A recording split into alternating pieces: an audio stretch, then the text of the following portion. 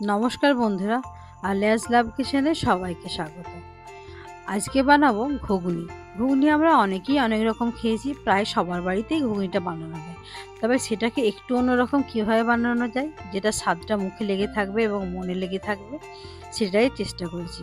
একটা স্পেশাল মশলা বানিয়ে এর মধ্যে আমি দেব, আর একটা ছোট্ট টিপস দেবো যে মটর কিভাবে আমরা জলদি করে ভিজিয়ে নিয়ে বানাতে পারি। তাই ভিডিওটা প্রথম থেকে শেষ পর্যন্ত দেখার অনুরোধ রইল। আমি কিন্তু প্রথমেই বলে দেবো না যে মটরটা আমি কিভাবে চট করে ভিজিয়ে নিতে পারি। এটা দেখার জন্য আপনাদেরকে শেষ পর্যন্ত অপেক্ষা করতে হবে। কেন আপনাদেরকে প্রথম বলে দিলে আপনারা হয়তো আমার ভিডিওটা পুরো দেখবেন না। সেই জন্য প্রথম থেকে শেষ দেখার অনুরোধ রইল। সেই অনুরোধটা জানিয়েই এই রেসিপিটা আমি আজকে শুরু করব। এটার মধ্যে থাকবে একটা স্পেশাল মশলা, যেটা আপনারা কিছুক্ষণ পরেই দেখতে পাবেন যে কী মশলা দিয়েছি। আর মটর ভেজানোর টেকনিকটা আমি কিছুক্ষণ পরে বলে দেবো। মটরটা আমি সেদ্ধ করার জন্য দিয়ে দিয়েছি। দেখুন, আমি এখানে 150 গ্রাম মতো মটর ভিজিয়ে নিয়েছিলাম, আর কিছুটা পরিমাণ মতো জল দিয়েছি। আর এর মধ্যে দিয়ে দেবো আমি কিছু হলুদ গুঁড়ো, একটু হাফ চামচ লঙ্কার গুঁড়ো, আর একটা বড় আলু দিয়েছি। আলুটার মধ্যে আমি আস্ত দিলাম, কেউ চাইলে কুচিয়েও দিতে পারেন। আর এর মধ্যে প্রয়োজন পড়লে একটু হাফ চামচ মতো নুনও দিয়ে দিতে পারেন। এখানে আমি একটা দিলাম সিটি ফুল ফ্লেমে, আর একটা দেবো গ্যাসটা সিম করে নিয়ে। দুটো সিটি দিলে মোটামুটি আমার মটরটা সেদ্ধ হয়ে যাবে। অনেকের বাড়িতে মটর একটু শক্ত খায়, তারা হাই ফ্লেমেই দুটো দেবেন। আমার বাড়িতে মটর একটু নরম খায়, সেই জন্য আমি একটু কম আছে একটা দিলাম। এখানে কয়েকটা গোটা গরম মশলা আমি ফোড়ন দিয়ে ভেজে নিচ্ছি, আর কটা শুকনো লঙ্কা, যেমন লবঙ্গ, দু টুকরো দারচিনি, আর ছোটো এলাচ 4টে। এগুলো আমি একটু 2 মিনিট মধ্যে ভেজে নেবো প্রথমে, কারণ এগুলো একটু শক্ত মশলা, এগুলো একটু ভাজতে একটু বেশি টাইম লাগবে। এরপর বাকি মশলাটা পরে দেবো। যে ভাজা মশলাটার কথা বলেছিলাম এটা সেটাই।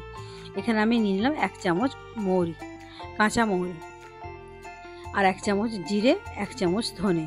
এগুলোকেও ভালোভাবে একটু শুকনো খোলাতে ভালো করে ভেজে নিতে হবে, যতক্ষণ না পর্যন্ত কালারটা একটু চেঞ্জ হয়ে যাচ্ছে। তবে খুব বেশি কালো করে ফেলবেন না, তাহলে মশলাটা তেতো লাগবে। দেখুন, এরকম পর্যায়ে কিন্তু এটা নামিয়ে নেব। এবার একটা কড়ার মধ্যে আমি তেল গরম করে নিয়েছি। এরপর তো মশলাটা দেখানোর কিছু নেই, মশলাটা গুঁড়ো করে দিতে হবে। আপনারা সেটা সবাই বুঝতে পেরেছেন। মশলাটা গুঁড়ো করে নেব আমি। তেলটা গরম হয়ে গেলে এখানে আমি একটা মাঝারি বেশ বড় সাইজের পেঁয়াজ আমি কুচিয়ে মিহি করে দিয়ে দিলাম।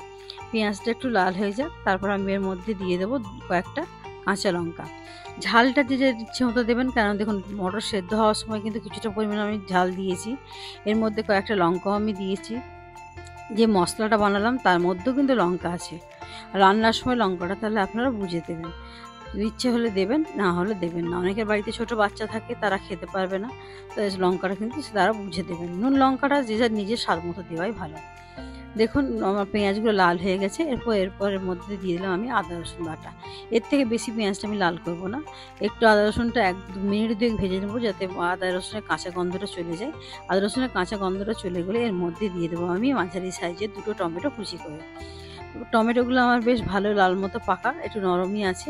এটা বেশিক্ষণ ভাজতে সময় লাগবে না। মিনিট 2 ভেজে নিয়ে এর মধ্যে দিয়ে দিচ্ছি আমি নুন। নুন দিয়ে দিলে এমনিতেই টমেটো তাড়াতাড়ি নরম হয়ে যায়। এমনি আমার টমেটোটা আগে থেকেই নরম ছিল, তাই চট করে আমার এগুলো নরম হয়ে গেছিলো।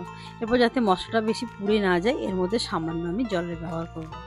কেন গুঁড়ো মশলাগুলো এর মধ্যে দিয়ে দিলে কিন্তু একটু পুড়ে যাবে, সেই জন্য আমি এখন এটা জলের ব্যবহার করব।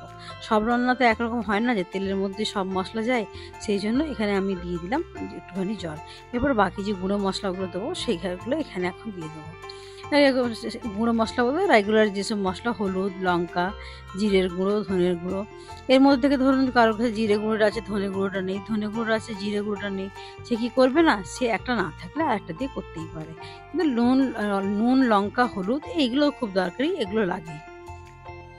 এগুলো মশলাটা দেওয়ার পর বেশ 3-4 মিনিট 5 মিনিট ধরে ভালো করে মশলাটা কষিয়ে নেব, যাতে মশলা থেকে একটা ভালো মতো তেল ছেড়ে আসে। যখন দেখবেন মশলা থেকে ভালো মতো তেল ছেড়ে আসছে, মশলা কষানো হয়ে গেছে, মশলা থেকে সুন্দর ঘ্রাণ বেরিয়ে আসছে, তখন এর মধ্যে দিয়ে দেবো আমি সিদ্ধ করে রাখা মটরটা। দেখুন, আলুটা কিন্তু আমার এখনও আস্ত আছে। আর এর মধ্যে দেখুন মটরগুলো আপনাদের টিপে দেখিয়ে দিচ্ছি আমার কীরকম সেদ্ধ হয়েছে। আমার বাড়িতে কিন্তু এরকম নরম মটরটা সবাই চায়। এটা রান্না হতে হতে কিন্তু আমার মটরটা আরও নরম হয়ে যাবে। আলুটা আমি এইভাবে ম্যাশ করে দেবো। আমি চামচ দিয়ে করছি, আপনারা অন্যরকম চামচ দিয়েও ম্যাশ করে নিতে পারেন, তবে ছোটো ছোটো করে টুকরো করেও দিতে পারেন। তবে এরকম করে করলে কি হয় জানেন, আলুটা বেশ ভালো মতো ম্যাশ হয়ে গিয়ে ঘুগনিটা খুব গাঢ় গাঢ় হয়, খেতে কিন্তু খুব সুন্দর লাগে। আর ছোটো করে যখন আমরা টুকরো করে দিই তখন কিন্তু অতটা ম্যাশ হয় না, গাঢ় হয় না। ওই জন্য আমি চেষ্টা করি সবসময় খুব গোটায় দিতে, এটা আমার ভালো লাগে।